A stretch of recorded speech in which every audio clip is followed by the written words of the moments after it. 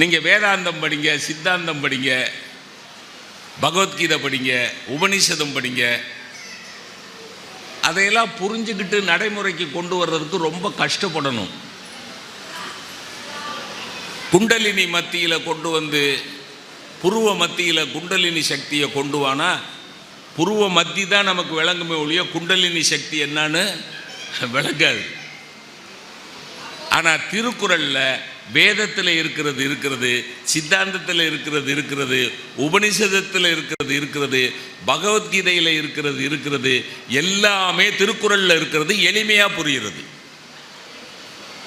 நீங்கள் பக்தி யோகம், கர்மயோகம், ஞான யோகம் தானே பகவத்கீதை. நீங்கள் பகவத்கீதையை போய் படித்து பாருங்கள், பெரிய விஷயம். ஆனால் பக்தி யோகத்தை பற்றி பகவத்கீதை சொல்லுகிற விஷயங்களை புரிந்து கொள்வதற்கு உங்கள் ஜென்மா பத்தாது. பகவத்கீதையில் ஞான யோகத்தை பற்றி சொல்கிறத புரிஞ்சுக்கிறதுக்கு நம்முடைய ஆயுசு பத்தாது. ஆனால் திருக்குறள் எப்படி சொல்லும் தெரியுமா?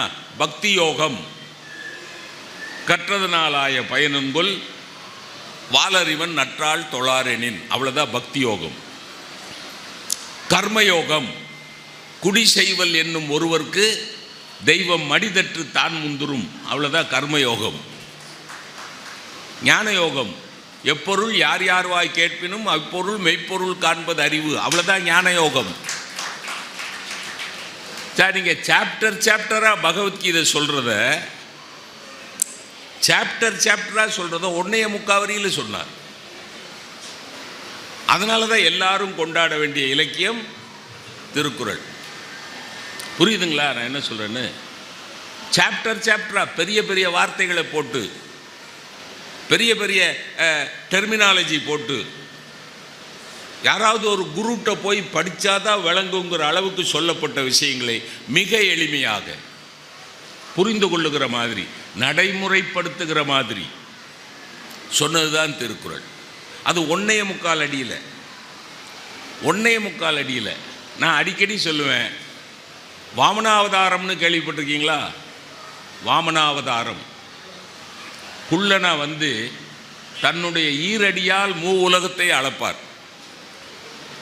அது வந்து வாமனாவதாரம்.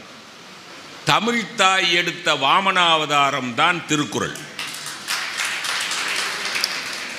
பகவான் கிருஷ்ணனுக்கு கூட 2 அடி தேவைப்பட்டது உலகத்தை அளப்பதற்கு. ஆனால் எங்கள் வள்ளுவனுக்கு 2 அடி கூட தேவையில்லை, 1.25 அடியில் உலகத்தை அளந்தவன். அதனால தான் அதுக்கு குறட்பான்னு பேர் வச்சோம். நீங்கள் வாமனாவதாரத்துக்கு ஒரு வார்த்தை என்ன தெரியுமா? குறளன். குறளன் குறளன்னா குள்ளமானவன். குறளன் என்கிற வார்த்தையும் குறட்பா என்கிற வார்த்தையும் ஒன்று. அது 2 அடியால் உலகத்தையே உலகத்தை அளந்தது. இது 1.25 அடியால் உலகத்தையும் அளந்தது. ஆகவே திருக்குறள் எல்லாராலும் கொண்டாடப்பட வேண்டிய ஒரு உன்னதமான இலக்கியம். இன்னும் கூட இன்னும் நிறைய விஷயம் சொல்லலாம். இப்போ வேதாத்திரி மகரிஷி ஆலியாரில் அறிவு திருக்கோயிலில் இந்த வாழ்க்கை சிறப்பாக இருக்கிறதுக்கு 5 விஷயம் வேணும்னார். என்ன தெரியுமா? உடல் நலம், நீள் ஆயுள், நிறை செல்வம், உயர் புகழ், மெய்ஞானம். இந்த 5 இருந்தால் வையத்துள் வாழ்வாங்கு வாழலாம். இந்த 5க்கும் திருக்குறள் இருக்கு. நீங்கள் ஆலியார் அறிவு திருக்கோயிலுக்கு போய் தான் இதையெல்லாம் பயிற்சி பெறணும்னு அவசியம் கிடையாது. ஆனால் நான் போவேன். உமாசங்கர் வருவார். உடல் நலம், மருந்தென வேண்டாவாம் யாக்கைக்கு அருந்தியது அற்றது போற்றி உனின். உடல் நலம். நீள் ஆயுள், மாறுபாடில்லா உண்டி மறுத்துண்டால் ஊறுபாடில்லை உயிர்க்கு. உடல் நலம். நீள் ஆயுள், நிறை செல்வம், செல்வம் செய்க பொருளை. உடல் நலம், நீளாயுள், நிறை செல்வம், உயர் புகழ். ஒன்றா உலகத்து புகழல்லால் பொன்றாது நிற்பதொன்று இல். மெய்ஞானம், மறுபடியும் அந்த எப்பொருள் யார் யார் வாய் காட்பினும் எப்பொருள் எத்தன்மை. நம்ம சங்கரநாராயணன் கூட சொன்னார், எப்பொருள் யார் யாரா. அதுக்கு நான் ஒரு இடத்துல ஒரு அர்த்தம் சொன்னேன். எதுக்கு 2 யார் போட்டார்? அந்த திருக்குறளில் எப்பொருள் யார் யார்வாய் கேட்பினும் அப்பொருள் மெய்ப்பொருள் காண்பதறிவு. அதை நான் இப்படி சொல்கிறேன், 2 யார் போடாமல் எப்பொருள் யாரிடம் கேட்டாலும்னு தட்டாது. சீர் தட்டுமா? 2 கவிஞர்கள் இருக்கீங்க, எப்பொருள் யார் யார்வாய் அப்படின்னு போட்டாலும் எப்பொருள் யாரிடம் கேட்டாலும் அப்பொருள் மெய்ப்பொருள் காண்பது அறிவுன்னு சொன்னாலும் சீர் கரெக்டாக தான் வரும். அப்புறம் ஏன் திருவள்ளுவர் 2 தடவை யார் யாருன்னு போட்டார்னா, நான் யோசிச்சு பார்த்தேன். எப்பொருள் யார் யார் 2 யார். ஒரு யார் கடவுள் இல்லைன்னு சொன்ன பெரியார், இன்னொரு யார் கடவுள் இருக்குதுன்னு சொன்ன வாரியார்.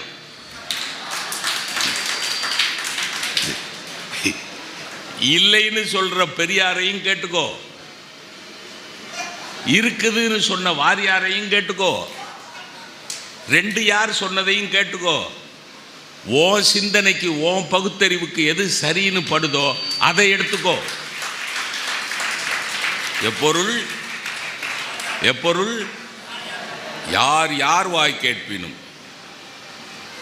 சொல்லிக்கிட்ட போலாம் சார், லைஃப் பத்தாது, லைஃப் பத்தாது. தமிழர் என்று சொல்லடா தலை நிமிர்ந்து நில்லடான்னு சொன்னாரே நாமக்கல் கவிஞர். தலை நிமிர்ந்து நிற்பதற்கு ஏதாவது ஒரு அடையாளம் வேணும்ல. தமிழன் தலை நிமிர்ந்து நிற்கணும்னா ஒரு அடையாளம் வேணும்ல. என்ன அடையாளம்? திருக்குறள் தான் அடையாளம். திருக்குறள் தோன்றிய தமிழ் மொழிக்கு சொந்தக்காரன் நான். அதை விட கம்பீரம் வேறு ஒன்றும் வேறு எல்லாம் இருக்குது சார். இங்கே பேசுகிற வாழ்த்துறை சொன்னவங்க எல்லா மதத்துக்கான செய்தியும் இதில் இருக்குது. புத்த மதம், கிறிஸ்துவ மதம், எல்லா மதத்துக்கும் செய்தி இருக்குது. நான் ஒரு விஷயம் சொல்ல பாருங்க, சட்டம் பேசுகிற நூல்கள் அறம் பேசாது, சட்ட நூல்கள் அறம் பேசாது, அறநூல்கள் சட்டம் பேசாது. நீங்கள் லா புக்ஸ் எடுத்து பார்த்தீங்கன்னா தர்மம் பேசப்பட்டிருக்காது, லா பாயிண்ட்ஸ் மட்டும்தான் இருக்கும்.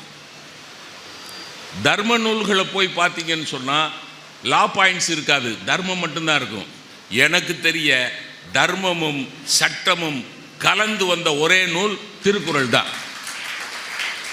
உங்களுக்கு உதாரணம் சொல்லட்டா, இன்னா செய்தாரை ஒருத்தல் அவர் நானும் நன்னயம் செய்து விடல். ஒருத்தல்னா தண்டித்தல். கொலையிற் கொடியாரை வேந்து ஒருத்தல் பைங்கூழ் களை கட்டதனோடு நேர். ஒருத்தல்னா தண்டித்தல். 2 குறள்லையும் ஒருத்தல் வருதா, தண்டித்தல் வருதா? இன்னா செய்தாரை ஒருத்தல். எனக்கு யாராவது தப்பு பண்ணா, இப்போ என்கிட்ட படித்த ராமசாமி என்னை செவுட்டில் அரைஞ்சிட்டாருன்னு வைங்க, சும்மா ஒரு கற்பனைக்கு சொல்கிறேன்.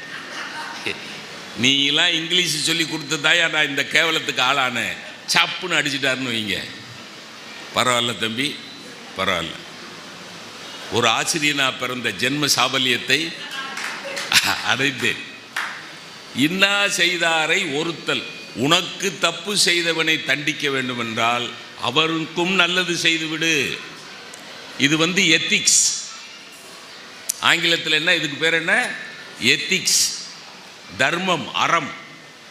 எனக்கு தீமை செய்தா, எனக்கு தீமை தனிப்பட்ட முறையில் பர்சனலாக எனக்கு தீமை செய்தா நான் அவனுக்கும் நல்லது செய்யணும், அதுவும் தண்டனை தான். நான் உங்களுக்கு ஒரு சின்ன நுணுக்கம் சொல்லித்தரட்டா. யாராவது உங்களை கேவலமாக பேசினா, யாராவது உங்களை கேலியாக பேசினா எதிர்த்து நின்று மல்லு கட்டாதீங்க. லேசாக ஒரு சிரிப்பு சிரிச்சுட்டு நகர்ந்துருங்க. அதை விட அவனுக்கு பெரிய தண்டனை உலகத்தில் வேறு எதுவுமே கிடையாது. நீங்கள் உங்களை கேவலப்படுத்துகிறவனுக்கு பதில் சொல்லிக்கிட்டு இருந்தீங்கன்னு வைங்க, வழக்கு நீண்டுக்கிட்டே போகும். உங்களை கேலி பேசுகிறவன்ட்ட மல்லு கட்டினீங்கன்னு வைங்க, இன்னைக்கு முடியாது. லேசாக சிரிச்சுட்டு, இல்லைன்னா இன்னும் கூட சொல்கிறேன், லேசாக சிரிச்சுட்டு தேங்க்யூ அப்படின்ட்டு போயிருங்க. இன்னா செய்தாரை ஒருத்தல் அவர் நானும் நன்னயம் செய்து. அது தனி மனிதனுக்கு. சமுதாயம்னு வந்துருச்சுன்னா, சொசைட்டின்னு வந்துருச்சுன்னா, கொலையிற் கொடியாரை வேந்தொருத்தல் களைய புடுங்கி எறிகிற மாதிரி எரிஞ்சிருன்னு. அங்கே நன்னயம் செய்தல் கிடையாது. இங்கே நன்னயம் செய்கிற நீ சட்டம் அங்கேயும் செய்யல. உனக்கு தீமை செய்தால் மன்னித்து விடு, இந்த சமுதாயத்துக்கு தீமை செய்தால் அவனை ஒழித்து விடு. ரெண்டும் பேசியிருக்கார் சார். எத்திக்ஸும் இருக்கு, லாவும் இருக்கு. Ethical law, Thirukkural is ethical law. Ethics என்ன தெரியுமா? இண்டிவிஜுவல், தனி மனுஷனை மட்டும் பார்க்கும். லா என்ன பார்க்கும் தெரியுமா? லா தனி மனிதனை பார்க்காது, சொசைட்டியை மட்டும் பார்க்கும். அப்போ தனி மனிதனுக்கும் சொன்னவன், சமுதாயத்துக்கும் சொன்னவன் நம்ம அப்பன் திருவள்ளுவர். அப்போ அவனை எல்லாரும் கொண்டாடணுமா இல்லையா? உங்களுக்கு ஒரு சிம்பிளாக சொல்கிறேன். ஆங்கிலத்தில் ரூல்னு ஒரு வார்த்தை இருக்குல்ல, ரூல், RULE, ரூல், LAW, லா. ரூல் என்பது விதி, லா என்பது சட்டம். ரெண்டுக்கு வித்தியாசம் என்ன தெரியுமா? இப்போ பைபிள் படிச்சிங்கன்னா லவ் தை நெய்பர் ஆஸ் தை செல்ஃப், இது சட்டம் கிடையாது, இது ரூல். உன் அண்டை வீட்டுக்காரனை உன்னை போலவே நேசி என்பது விதி, லா கிடையாது. It is rule. You love your neighbour, rule. Don't injure your neighbour. உன் அயலானை நேசி, ரூல். உன் அயலானை காயப்படுத்தாதே, சட்டம். காயப்படுத்தினா, இப்போ என்னை பார்த்து யாராவது ஒருத்தன் பொறாமப்படுறான்னு வைங்களேன், என்னை பார்த்து ஒருத்தன் இவ்வளோ கருப்பாக இருந்தாலும் கலையாக இருக்காயா அப்படின்னு ஒருத்தன் பொறாமப்படுறான். கண்மணி ராஜாவே வச்சுக்கோமே. கண்மணி ராஜா என்னை பார்த்து வயிறு எறிகிறாரு, இவ்வளவு கருப்பாக இருந்துக்கிட்டு கலையாக இருக்கானையா,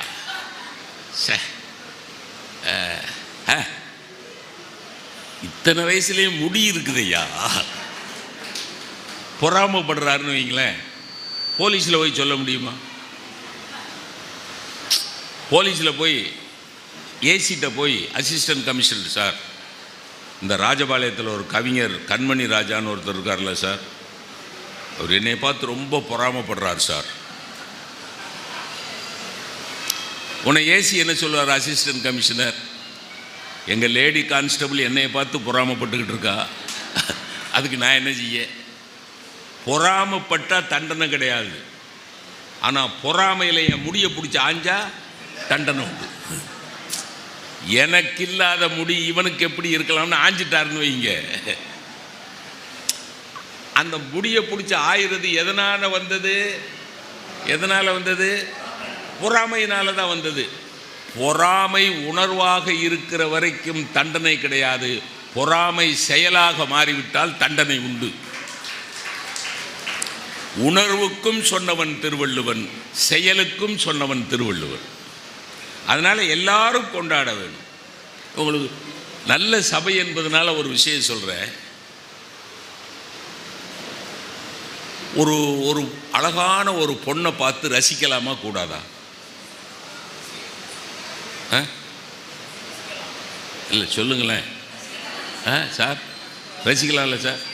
காவி வெட்டிக்கிட்டு கட்டிக்கிட்டு, காவி வெட்டி கட்டிக்கிட்டு அவரே சொல்லிட்டார் ரசிக்கலாம்னு. ஒரு பொண்ணை பார்த்து ரசிக்கலாமா? அழகாக இருக்கிறா. சில பிள்ளைகள் அழகாக இருக்கிற பிள்ளைய ஒரு சின்ன பையன் இளைஞன் பார்த்தானா இன்னும் குருன்னு பார்க்குற. அவன் உடனே நீ அழகாக இருக்கிற அதான் பார்க்குறேன், கண்ணை நோண்டி விடுவேன். அது இன்னும் சில பிள்ளைய என்னோட உருன்னு பார்க்குற, பட்டிக்காட்டா முட்டாய கடையை பார்த்த மாதிரி. அழகாக இருக்கிற இல்லைம்மா அதான் பார்த்தேன். அந்த பொண்ணு ஏண்டா நீலாம் அக்கா தங்கச்சி கூட பிறக்கலை? ஏன் அழகாக இருக்கிற ஒரு பொண்ணை பார்த்து ரசிக்கிறதுக்கு எதுக்காகடா அக்கா தங்கச்சியோட பிறக்கணும்? ஏதாவது விளங்கி தொலையுதா? ஏன் சார் அழகாக இருக்கிற பொண்ணை ரசிக்கலாம் சார், நான் சொல்லலை சார். இவ்வளோ பெரிய தாடியை வச்சுக்கிட்டு வள்ளுவர் சொல்கிறாரு சார். கண்டு கேட்டு உண்டு உயிர்த்து உற்றறியும் ஒன்றொடியும் ஐம்புலனும் ஒன்றொடி கண்ணே உள. என்ன சார் அது? என்னது? பாலோடு தேன் கலந்தற்றே பனிமொழி வால் எயிறு ஊறிய நீர். என்னது அது? இன்னும் கூட ஆழமாக சொல்லட்டா, அந்த 2 பாட்டு எந்த இயல்ல இருக்கு தெரியுமா? கற்பியல்ல இல்லை, களவியல்ல இருக்கு. களவியலுக்கு கற்பியலுக்கு என்ன வித்தியாசம் தெரியுமா? காதலிக்கிற பருவம் களவியல், கல்யாணம் பண்ணின பிறகு வர்றது கற்பியல். அப்போ ஒரு பொண்ணை தொடுறது, ஒரு பொண்ணை அணைக்கிறது, ஒரு பொண்ணுக்கு முத்தம் கொடுக்கறதெல்லாம் கல்யாணத்துக்கு பிறகுதான் நடக்கணும்னு நம்ம சிந்திச்சுக்கிட்டு இருக்கையில், என் ஐயன் திருவள்ளுவன் அவ்வளோ பெரிய தாடி வச்சுக்கிட்டு காதலிக்கிற போதே அதெல்லாம் செய்யலாம்டாங்கிறான். சார் நீங்கள் திருக்குறள் எடுத்து படித்து பாருங்கள் சார். களவியல்ல இருக்குது சார். எந்த குறள்? கண்டு கேட்டு உண்டு உயிர்த்து உற்றறியும். கண்டு கண்ணால் தொட வேண்டாம், கேட்டு காதால் தொட வேண்டாம், உண்டு தொடணும்ல, உயிர்த்து தொடணும்ல. அப்போ தொடுறது தப்பு இல்லை, ரசிக்கிறது தப்பு இல்லை அப்படின்னு சொல்லிட்டு டெவலப் பண்ணிக்கிட்டே போய் கல்யாணம் ஆயிடுச்சா, நீ காதலிச்ச பொண்ணையே கல்யாணம் பண்ணிக்கிட்டியா, உனக்கும் அவளுக்கு எப்படி இருக்கணும் தெரியுமா உறவு? எது மாதிரி இருக்கணும் தெரியுமா? உடம்பொடு உயிரிடை அன்ன, உடம்பொடு உயிரிடை என்ன மற்ற அன்ன. அதெல்லாம் ரசிக்கணும் சார்.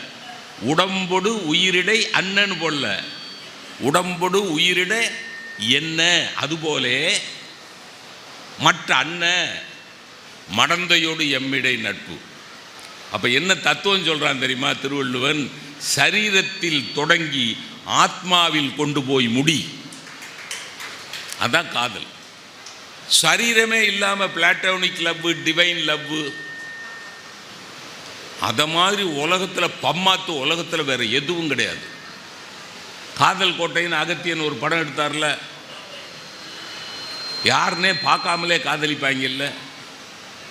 ஏன் நான் கேட்குறேன் அகத்தியன்ட்ட, பல்லு நீட்டமா கருப்பா மூக்கு பெருசா ஒரு பொண்ணை கதாநாயகியாக போட்டுக்கிட்டு பார்க்காமலே காதலிச்சாருன்னு கதை எழுத, கடைசி காட்சியில் அந்த விகாரமான உருவத்தை கொண்டாந்து காட்ட, உயிரிடை என்ன மற்றென்ன மடந்தையோடு எம்மிடை நட்பு. அப்படின்னா உடம்புக்கும் உயிருக்கும் என்ன தொடர்பு இருக்கோ அது மாதிரி கணவனுக்கும் மனைவிக்கும் தொடர்பு இருக்கணும். உடம்பு போயிடுச்சுன்னா உயிருக்கு அர்த்தம் இல்லை, உயிர் போயிடுச்சுன்னா உடம்புக்கு அர்த்தம் இல்லை. அப்போ ஒன்று விட்டு கொடுக்கக்கூடாது, ஒன்று இணைந்து இருக்கணும், ஒன்று பிணைந்து இருக்கணும் அப்படிங்கிறத சொல்லிட்டு அதே ஓமையை டக்குன்னு இன்னொரு திருக்குறளில் போடுறார். குடம்பை தனித்தொழிய புல் பறந்தற்றே உடம்பொடு உயிரிடை நட்பு. ஒரு பொண்ணுக்கு ஆணுக்கு இருக்கிற உறவுக்கு சொன்ன ஓமை என்ன? உடம்புக்கு உயிருக்கு என்ன உறவு இருக்கோ அந்த உறவு மாதிரின்னு சொல்லிட்டு அதே உடம்போடு உயிர் கொள்ளுகிற நட்பை வச்சு குடம்பை தனித்தொழிய புட்பறந்தற்றே. ஒரு வார்த்தைக்கு அர்த்தம் விளங்காது.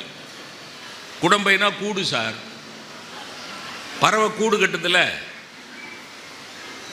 முட்டை போடுதில்ல, முட்டையிலேருந்து குஞ்சு வெளியே வருதில்ல, அந்த குஞ்சுக்கு சிறகு முளைச்சிருச்சுன்னா என்ன செய்யும்? அந்த குஞ்சுக்கு சிறகு முளைச்சிருச்சுன்னா கூட்டுக்குள்ளே இருக்காது. ஆனால் சிறகு முளைக்கிற வரைக்கும் காப்பாற்றுனது எது? கூடு தான். ஆனால் சிறகு முளைச்சிருச்சுன்னா கூட்டை விட்டுட்டு பறவை பறந்து போயிடும். குடம்பை கூடு தனித்து ஒளிய தனியாக கிடக்க புட்பறந்தற்று, புல்லுனா பட்சி, பறவை, பறவை பறந்த மாதிரி உடம்பொடு உயிரிடை நட்பு. அப்படின்னா என்ன அர்த்தம்? இந்த உடம்புக்குள்ளே இருக்கிற உயிர் காலம் முடியணும்னு வந்தால் கூட்டுக்குள்ளே இருக்கிற பறவை எப்படி பறந்து போயிருமோ, கூட்டை விட்டுட்டு எப்படி பறந்து போயிருமோ, அது மாதிரி உன்னுடைய உயிருங்கிற பறவை உன் உடம்புங்கிற கூட்டை விட்டுட்டு பறந்து போயிடும் அப்படின்னு சொன்னார். இதை நான் எதுக்கு சொல்கிறேன் தெரியுமா? தத்துவம் பேசிய ஞானிகள் யாரும் காமம் பேசியதில்லை. ஒரு கன்ஃபூசியஸ் தத்துவம் பேசுவார், காமம் பேசியதில்லை. சாக்ரட்டிஸ் தத்துவம் பேசுவார், காமம் பேசியதில்லை. புத்தர் தத்துவம் பேசுவார், காமம் பேசியதில்லை. எங்கள் ஐயன் திருவள்ளுவன் மட்டும்தான் தத்துவமும் பேசுவார், காமமும் பேசுவார். எல்லா பொருளும் இதன் பால் உள்ள. எல்லா பொருளும் இருக்கிறதுனால தான் எல்லாரும் கொண்டாடுவோம். எல்லா பொருளும் இதன் பால் உள்ள. என்ன இப்போ சம்பாதிக்கலாமா கூடாதா? சம்பாதிக்கணும். பொருள் பெரிய செல்வம் சேர்க்கணுமா வேண்டாமா? இங்கே கூட நம்ம சங்கர்ராமன் உமாசங்கரை வாழ்த்துற போது பெரும் புகழோடும் பெரும் பொருளோடும் வாழ்கன்னாரு. ஞாபகம் இருக்கா? யாருக்கு சார் பொருள் வேணாம், யாருக்கு சார் பணம் வேணாம்? ஒரு திருக்குறள் சொல்கிற பாருங்க, ஒரு அழகான திருக்குறள். 2 யானை மோதிக்கிட்டு போடுற சண்டையை பக்கத்தில் நின்று பார்க்கறது ரிஸ்கா, ஒரு குன்றுக்கு மேலே நின்று பார்க்கறது ரிஸ்கா? சொல்லுங்க. இப்போ 2 யானை மோதிக்கிட்டு இருக்கு, நான் பக்கத்தில் நின்று, நான் பட்டிமன்ற பேராசிரியர், சபாஷ் கமான் வெரி குட், 2 யானையும் திரும்பி நம்மளை விட கற்பாய்வன் யார் அழுத்தி ஒரே மிதி. ஆனால் அதே சமயத்தில் தரையில் 2 யானை மோதிக்கிட்டு இருக்கையில் குன்றுக்கு மேலே நின்று பார்த்தேன்னு வைங்க, சேஃப், ரிஸ்க் இல்லை. ஆனால் அதே சமயத்தில் என்டர்டெயின்மெண்ட். திருக்குறளில் இருக்கு சார், குன்று ஏறி யானை போர் கண்டற்றால், குன்று ஏறி யானை போர் கண்டற்றால் தன் கைத்து ஒன்று உண்டாக செய்வான் வினை. என்ன அர்த்தம் தெரியுமா? கையில் 10 காசை வச்சுக்கிட்டு, கையில் நிறைய செல்வத்தை வச்சுக்கிட்டு ஒருத்தன் காரியம் செய்ய இறங்குனா அது எது மாதிரி தெரியுமா?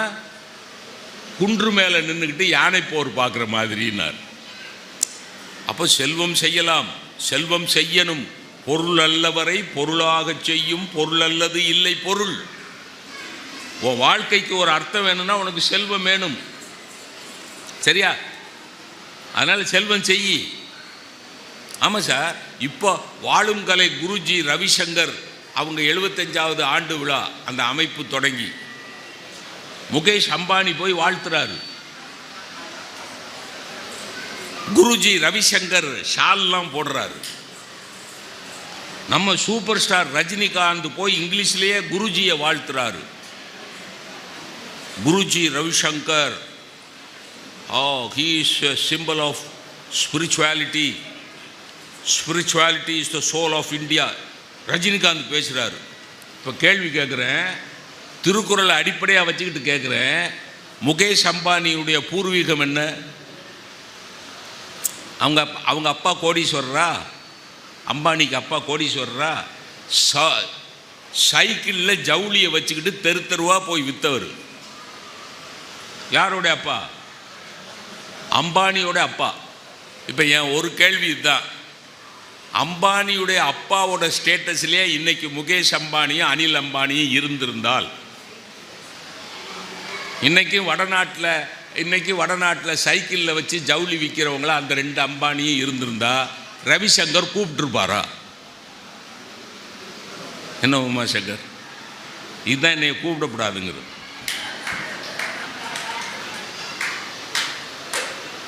புரியுதான என்ன சொல்றது?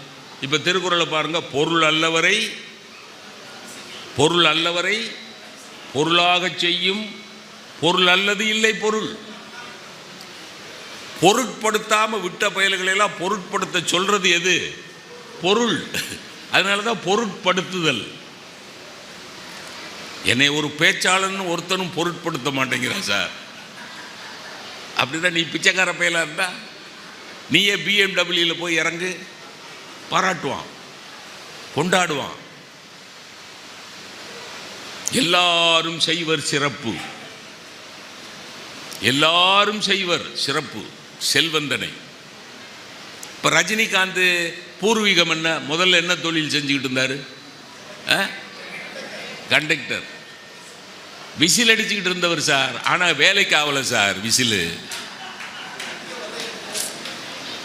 ரஜினிகாந்த் அடித்த விசில் ஒன்றும் வேலைக்கு ஆகலை சார். எவனுக்கு அடிக்கிற லக்கு இருக்கல, ரஜினிகாந்துக்கு எப்படி அடிக்க?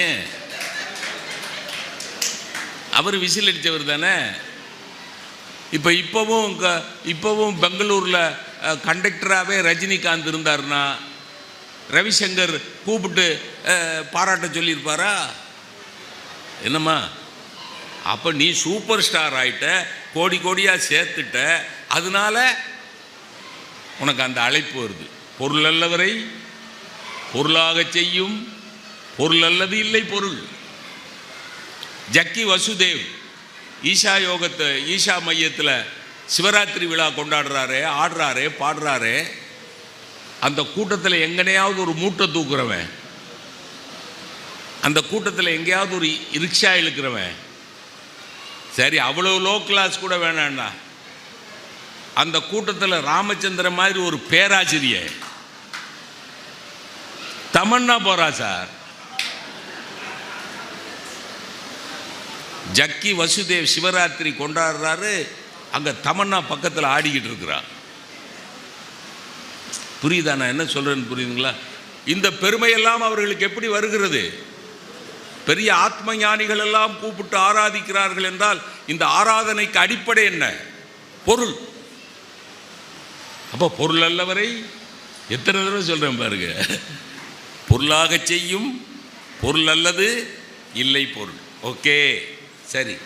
இப்போ பொருள் சம்பாதிக்கணும், நிறைய சம்பாதிக்கணும், சரியா? சம்பாதிச்சுட்டு அது மேலே பற்று வைக்கக்கூடாது. எமஞ்சார் பேஜ் எந்த எக்கனாமிக்ஸ் எந்த பொருளாதார புஸ்தகத்தில் சார் பொருள் மேலே பற்று வைக்காதன்னு சொல்லியிருக்கான்? பொருள் செய்யின்னு சொல்லியிருக்கான். பொருள் செய்யின்னு சொல்லியிருக்கான்.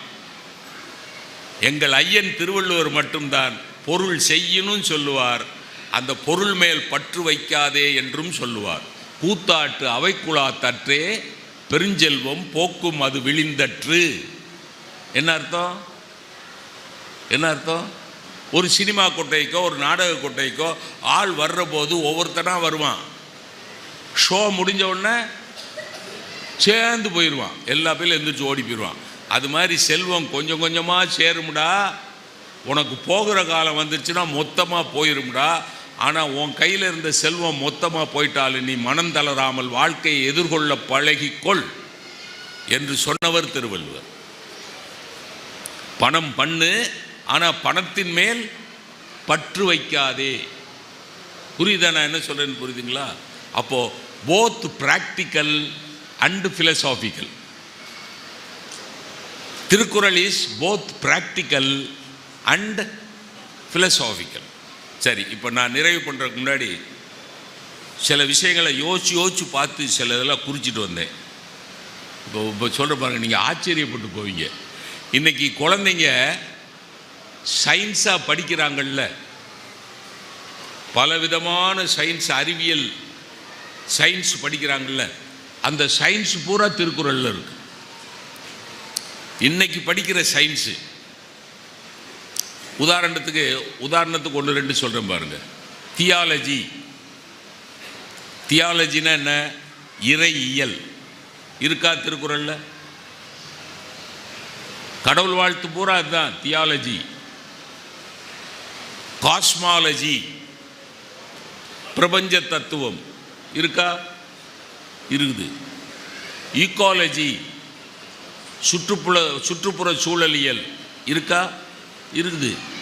எல்லா உயிரும் கைகூப்பி தொழும், கொல்லான் புலாலை மறுத்தானை எல்லா உயிரும் ஈக்காலஜி. அது இன்னும் கூட எபிஸ்டமாலஜி அப்படின்னு ஒன்று இருக்குது, தெரியுமா? எபிஸ்டமாலஜினா என்ன தெரியுமா? அறிவை ஆராய்ச்சி செய்வது, அறிவாய்தல். திருக்குறளில் இருக்கா? அறிவுடைமை அதிகாரம் பூரா தானே. அறிவுடைமை அதிகாரம் பூரா எபிஸ்டமாலஜி. அப்போ theology, epistemology, cosmology, ecology. Pathology இருக்கா? பேத்தாலஜினா என்ன? நோயியல், நோயை பற்றிய அறிவு இருக்கா? இருக்குது. நோய் நாடி, நோய் முதல் நாடி இருக்கா? இருக்குது. டயட்டாலஜி, நீங்கள் ஒரு ஐசியூவில் அட்மிட் ஆனீங்கன்னா ஒரு டயட்டீஷியன் வருவாங்க, உணவு நிபுணர். அவங்க வந்து சொல்லுவாங்க 2 சப்பாத்தி, அதில் ஒரு பாதி தான் சாப்பிடணும். ஒரு சப்பாத்தியில் சொல்லிட்டு போய அது எதுக்கு 2 சப்பாத்தி, ஒன்றில் பாதி தான் சாப்பிடணும். ஓகே, ஒரு கிண்ணம் நிறைய சீரியல்ஸ், அது டிவியில் இல்லை, அந்த சீரியல் இல்லை, இது வந்து தானியம். ஓகே, அந்த சயின்ஸுக்கு பேர் என்ன? டயட்டாலஜி. அளவறிந்து உண்ணுதல் இருக்கா திருக்குறள்ல? களிப்பேர் இறையான்கண் நோய் போல நிற்குமே இன்பம், களிப்பேர் இறையான்கண் நோய் போல் நிற்குமே இழிவறிந்து உண்பான்கண் இன்பம் அப்படின்னு ஒரு திருக்குறள் இருக்கு. சாப்பிட்டது செமிச்ச பிறகு சாப்பிட்றவனுக்கு இன்பம் இருக்கும். போட்டு வயிற்றுல கொத்தனார் சாந்த அப்புறம் மாதிரி அப்புறம் பாருங்க, கொத்தனார் சாந்த அப்புறது பார்த்துருக்கீங்களா?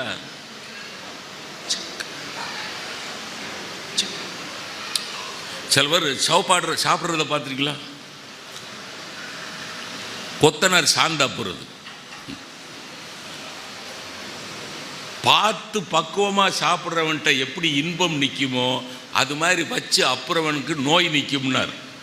இது என்னது? இது என்ன சயின்ஸ்? இது என்ன சயின்ஸ்? இது டயட்டாலஜி, பேத்தாலஜி, டயட்டாலஜி, சைக்காலஜி எல்லாம் ஜிஇ இருக்கிறதுனால தான் வள்ளுவர் ஜி.